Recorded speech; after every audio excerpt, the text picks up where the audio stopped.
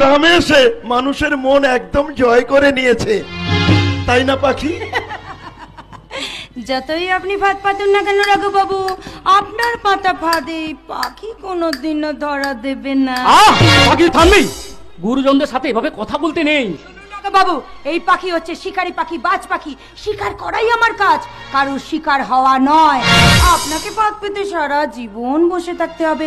আপনার পাতা ফাঁদকে এই পাখি নখ দিয়ে আসতে টেনে চিড়ে দেবে, তবু আপনার পাতা ফাঁদে এই পাখি কোনোদিনও ধরা দেবে না। কারণ কারণ মানুষ আর জানোয়ারের তফাৎটা এই পাখি খুব ভালো করেই জানে।